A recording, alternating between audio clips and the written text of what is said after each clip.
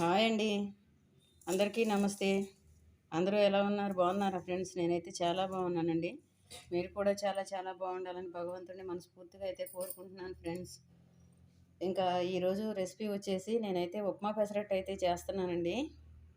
ఈ ఉప్మా పెసరట్టు తినాలి అనిపించింది. దీన్నైతే చేస్తున్నాను. దీనికోసం నేను ఏమేమి కొలతలు ఎంతెంత తీసుకొని చేశాను అనేది అయితే ఇద్దరు మనుషులకు సరిపోయేంత అయితే నేను చేస్తున్నాను. ఈజీగా ఎలా చేసుకోవాలనేది అయితే ఇప్పుడు నేను మీకు చూపిస్తాను.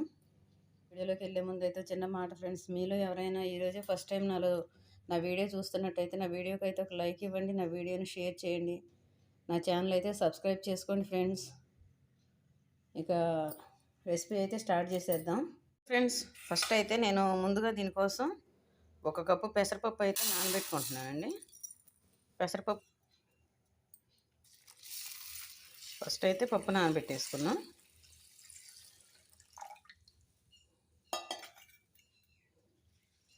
దీన్ని నీట్గా 2-3 సార్లు వాష్ చేసుకొని గాలిచ్చి దీన్ని అయితే పక్కన పెట్టేసుకొని ఇది ఒక 1 అవర్ నానాలి కదండి.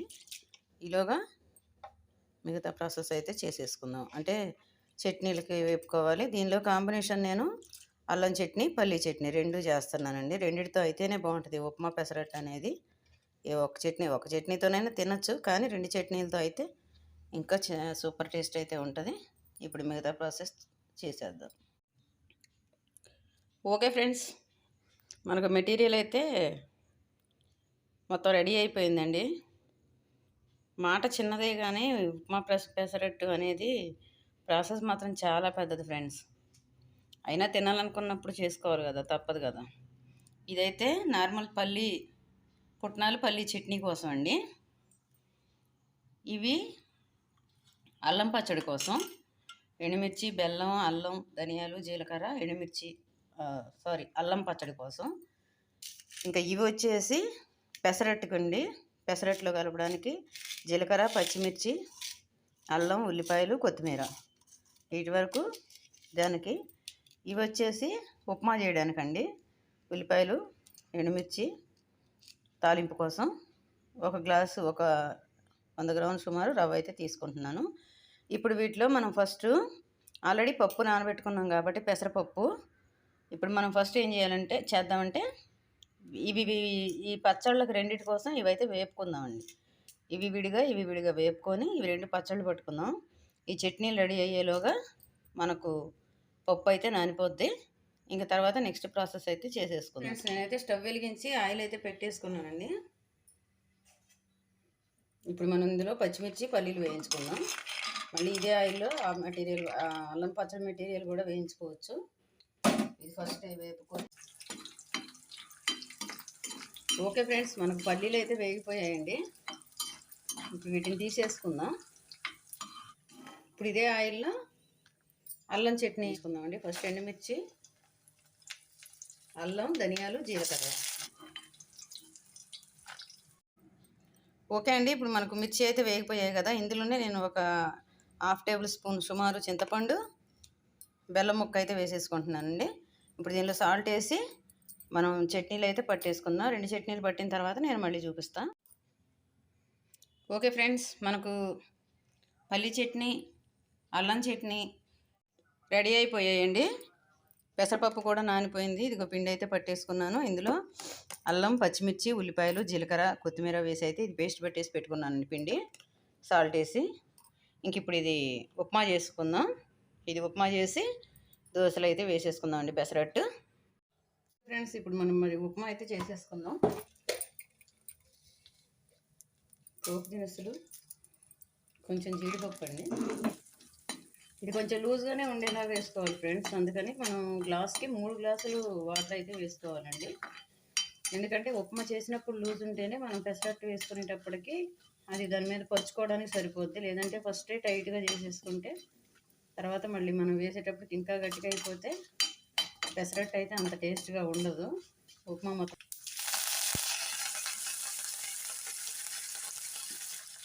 కొద్దిగా సాల్ట్. మనకి ఇందులో చట్నీల్లో, దోశలో అన్నిట్లో, అట్టులో అన్నిట్లో ఉంటుంది కాబట్టి సాల్ట్ ఇందులో కొంచెం చూసేసుకోవాలండి, మరి ఎక్కువ కాదు. ఇప్పుడు కప్పుకి 3 కప్పుల చొప్పున వాటర్ పోసుకుందాం. మనకు ఎసరైతే వచ్చేసింది ఫ్రెండ్స్. రవ్వ వేసుకొని ఉప్మా అయితే చేసేసుకుందాం.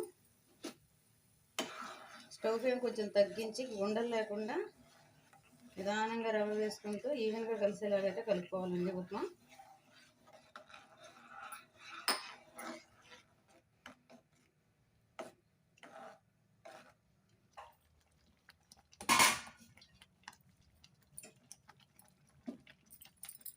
కొద్ది దీన్ని పక్కన పెట్టేసుకుందాం. ఇప్పుడు పెనం పెట్టుకొని రెడీ చేసుకుందామండి. ఫస్ట్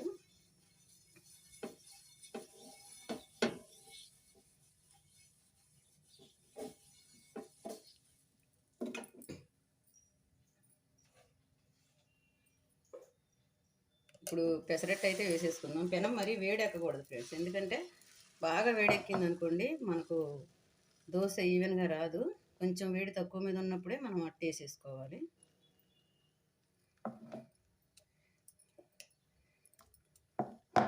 చాలా పల్చగా పెనం మొత్తం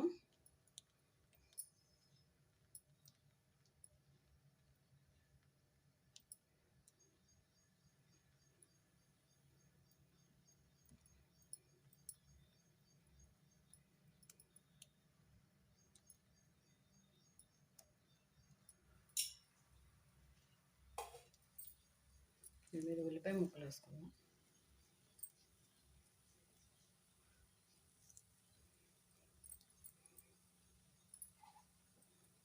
కొంచెం జీలకర్ర,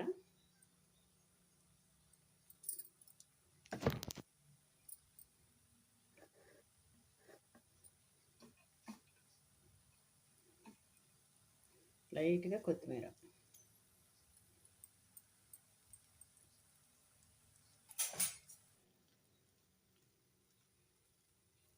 చూడండి అప్పుడే మనకు కొంచెం చల్లారేసరికి టైట్ అయిపోయింది.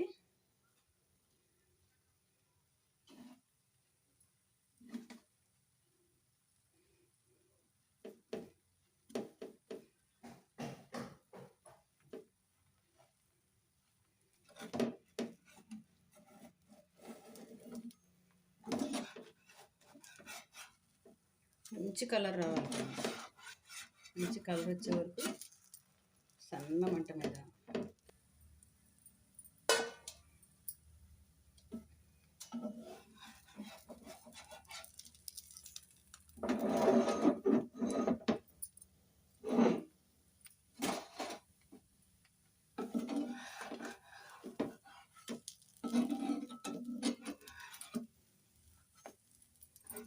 చూడండి. అట్లా గోల్డెన్ బ్రౌన్ కలర్ వస్తే తీసేసుకోవచ్చు. ఇక ఇది మనం మళ్ళీ తిప్పి వేసుకోవడానికి లేదు కాబట్టి, అంటే కొంతమంది వేసుకుంటారు, వేసుకోవచ్చు, తిప్పకూడదని కాదు, కానీ మళ్ళీ ఆ ఉప్మా అంతా పెనానికి అంటుకోవడం అట్లా అవుతుందని చాలామంది అయితే మనం తిప్పరు. అందుకని చెప్పేసి మనం కొంచెం ఇది రెండు వైపులా కూడా కాలింది అనుకునే వరకైతే ఉంచుకుంటే సరిపోద్ది. ఇప్పుడు నాకైతే కాలిపోయిందండి అట్టు, జాగ్రత్తగా ఫోల్డ్ చేసేసుకున్నాను.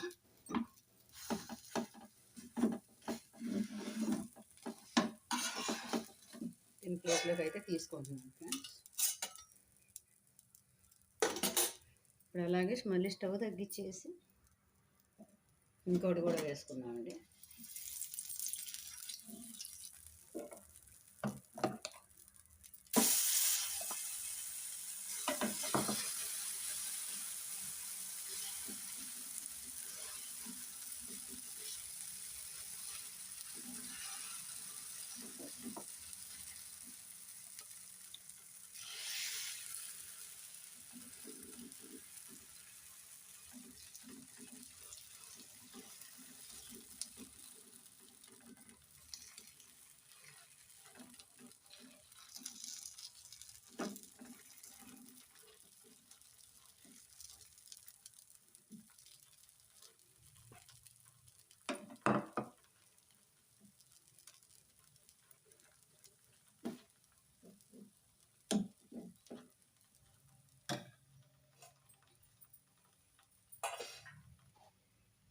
జీలకర్ర,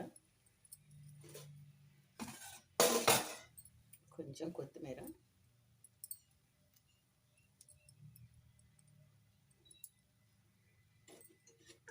కొద్దిగా ఆయిల్ అప్లై చేసుకొని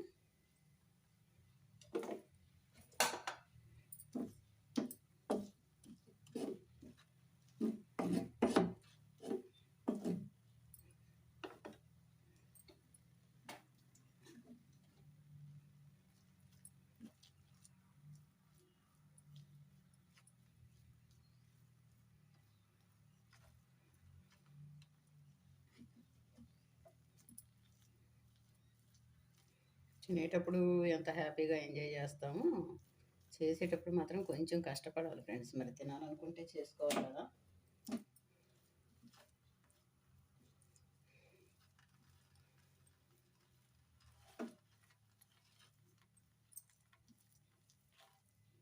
అల్లం చట్నీతో మాత్రం సూపర్ టేస్ట్ అయితే ఉంటాయండి నిజంగా.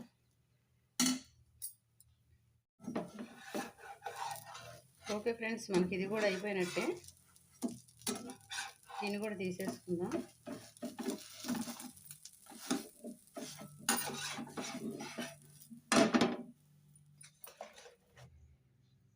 ఓకే ఫ్రెండ్స్, ఫైనల్గా మన ఉప్మా పెసరట్టు అయితే 2 రకాల చట్నీలతో రెడీ చేసేసానండి. ఇప్పుడు ఇది టేస్ట్ ఎలా ఉందో చూసి అయితే చెప్తాను. ముందు నా వీడియో అయితే మీకు నచ్చిందని అనుకుంటున్నాను ఫ్రెండ్స్. నా వీడియో నచ్చినట్టయితే నా వీడియోకి అయితే ఒక లైక్ ఇవ్వండి, నా వీడియోని షేర్ చేయండి, నా ఛానల్ అయితే సబ్స్క్రైబ్ చేసుకోండి ఫ్రెండ్స్. ఓకేనా?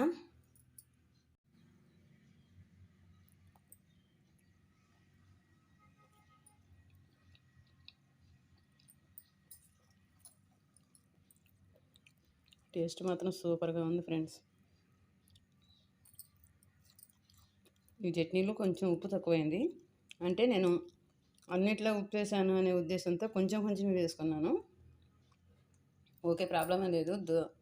అట్టు మాత్రం సూపర్గా ఉందండి. చట్నీలో సాల్ట్ అంటే కలిపేసుకోవచ్చు. ఓకే అండి, మరో మంచి వీడియోతో మళ్ళీ మీ ముందుకు వస్తాను. మీ జ్యోతి వేమ.